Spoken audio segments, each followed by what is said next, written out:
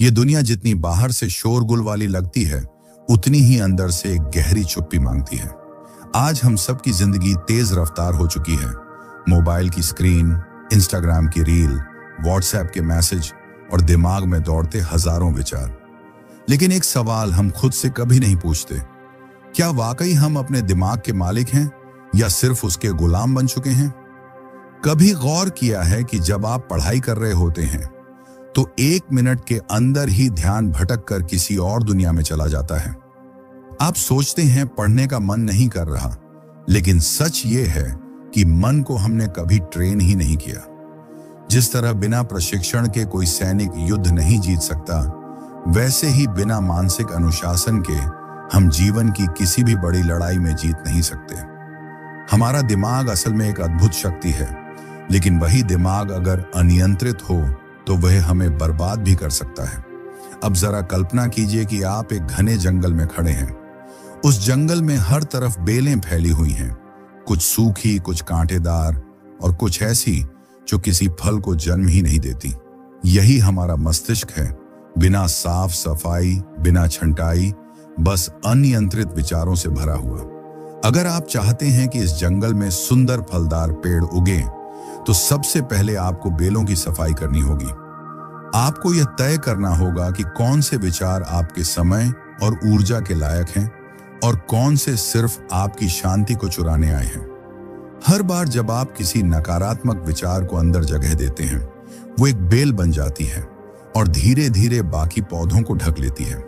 ऐसे में कोई सकारात्मकता, कोई लक्ष्य, कोई प्रगति सांस ही नहीं ले पाती। इसलिए पहले साफ करो, फिर रोपो, फिर देखो कैसे आपका दिमाग एक सुंदर बगीचे में बदल जाता है। यह सफाई केवल बाहर से नहीं, भीतर से भी शुरू होती है। लेकिन एक बार सफाई हो गई तो अब सवाल है, आगे कैसे बढ़ें? यहीं से शुरू होती है असली साधना।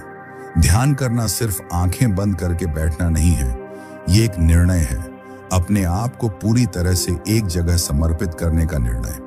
अनुशासन केवल टाइम टेबल बनाना नहीं है, यह तय करना है कि आज चाहे कुछ भी हो जाए, मैं अपने विचारों को इधर उधर नहीं जाने दूंगा।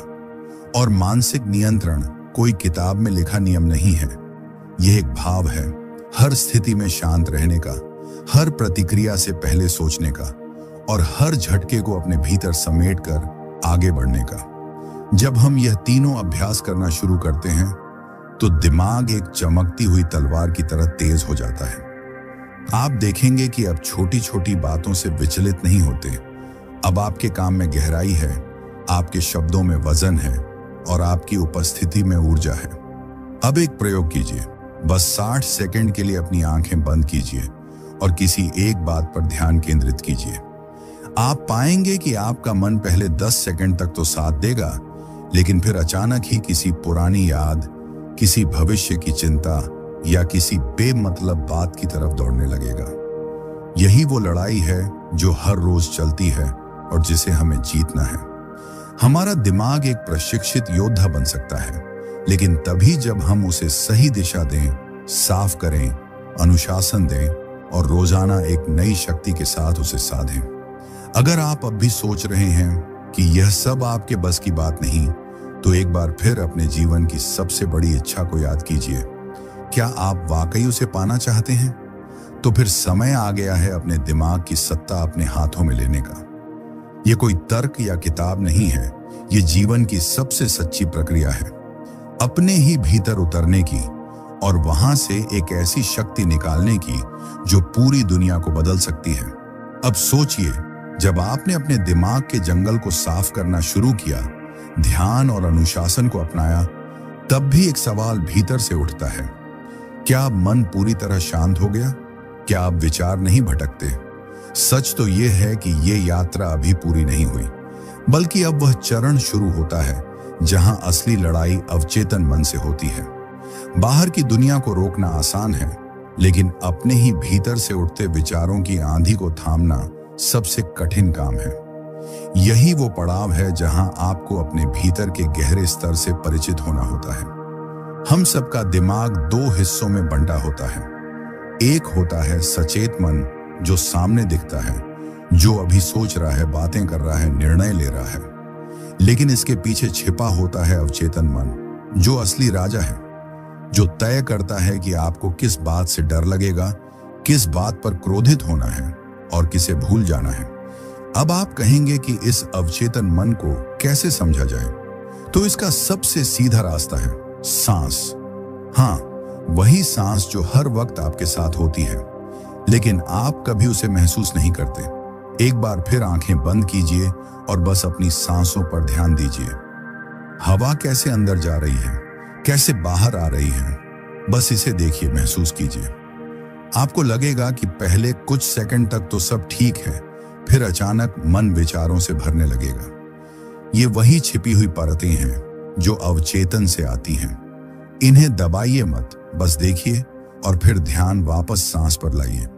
हर बार जब आप ऐसा करेंगे तो आप अपने दिमाग को ये सिखा रहे होते हैं कि भटकना कोई अपराध नहीं, लेकिन वापस आना जरूरी है। यह अभ्यास आपके अवचेतन मन की सफाई की शुरुआत है। धीरे धीरे आप देखेंगे कि वो विचार जो बिना बुलाए बार बार आते थे, अब उतनी जोर से नहीं आते। वो भावनाएं जो आपको खींचकर नीचे गिरा देती थीं, अब उनका असर कम होने लगता है। यह आसान नहीं होगा। कई बार आपको लगेगा कि आप हार रहे हैं, लेकिन याद रखिए, जैसे जैसे आप इस अभ्यास को गहराई से अपनाते हैं, वैसे वैसे आप अपने भीतर की असली शक्ति से जुड़ने लगते हैं। रोज 15 से 30 मिनट का समय खुद के साथ बिताइए, बिना मोबाइल, बिना टीवी, बिना किसी बातचीत के। बस अपने विचारों को देखिए। जैसे कोई दर्शक देखता है नाटक को, वैसे ही आप अपने मन को देखिए। तब आप पहचान पाएंगे कि कौन से विचार आपकी ऊर्जा चूस रहे हैं और कौन से विचार आपके लक्ष्य को खाद पानी दे रहे हैं। जब आप इस अभ्यास को अपनाते हैं तो धीरे धीरे आपको यह एहसास होता है कि एकाग्रता कोई अचानक से मिलने वाली चीज नहीं है। यह तो धीरे धीरे जमने वाली मिट्टी है, जिसे रोज अपने हाथों से गूंथना पड़ता है। जब आप अकेले बैठकर अपने ही विचारों को सामने से देखने लगते हैं तो उन पर असर डालना भी शुरू कर सकते हैं। आप उन्हें बदल सकते हैं, तोड़ सकते हैं या फिर उनमें नई दिशा भर सकते हैं। और यही वह प्रक्रिया है जहां आप अपने मस्तिष्क को शक्ति देना शुरू करते हैं। वो शक्ति जो एक बार जग गई तो फिर कोई भी बाहरी शक्ति आपको डिगा नहीं सकती। अब बात आती है उस तकनीक की जिसे आप हर दिन हर काम में इस्तेमाल कर सकते हैं, ध्यान की रस्सी विधि। सोचिए कि आपके दिमाग की ऊर्जा एक पतले धागे में बंधी है और वह धागा केवल एक ही दिशा में जा रहा है, आपके लक्ष्य की ओर। जब भी कोई और विचार आए, जैसे आज क्या खाना है, वो पुराना झगड़ा क्यों हुआ था, कल की मीटिंग कैसी होगी, तो उन्हें दबाइए मत, भागिए मत। बस उन्हें एक बादल की तरह आते जाते देखिए और फिर अपनी ऊर्जा को उस धागे पर वापस ले आइए। हर बार ध्यान भटकेगा, लेकिन हर बार जब आप उसे वापस लाएंगे, वही आपकी असली जीत होगी। यह तकनीक कोई भारी भरकम मंत्र नहीं है, यह जीवन जीने की एक शैली है। मान लीजिए आप पढ़ाई कर रहे हैं और दिमाग में कोई गाना बजने लगा, तो घबराइए मत, ना ही खुद को कोसिए। बस मुस्कुराइए और अपने धागे पर ध्यान वापस ले आइए।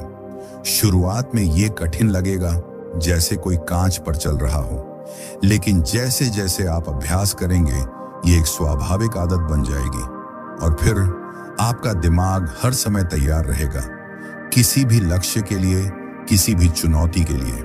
लेकिन क्या सिर्फ अभ्यास से ही सब कुछ हो जाएगा? नहीं।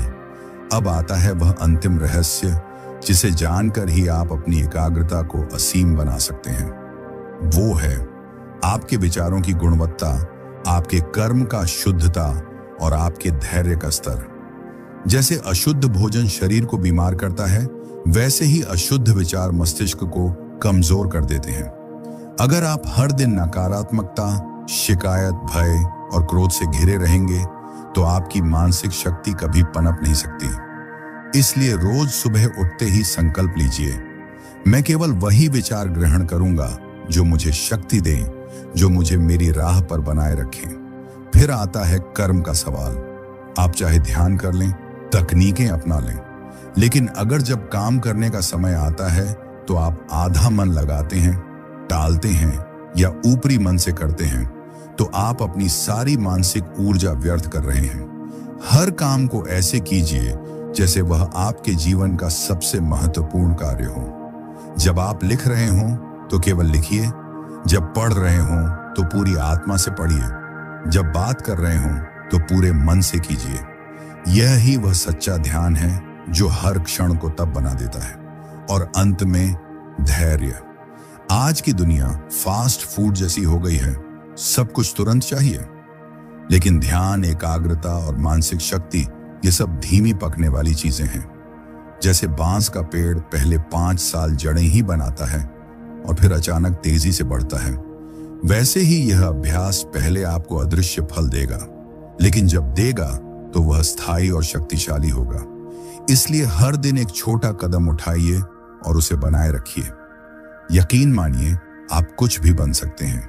एक महान विचारक, एक अद्भुत कलाकार, एक सफल व्यवसायी या एक शांत और संतुलित इंसान। सब कुछ आपके भीतर पहले से मौजूद है। सिर्फ आपको अपने मस्तिष्क की चाबी घुमानी है और उस शक्ति को जगाना है जो पूरी कायनात को बदल सकती है।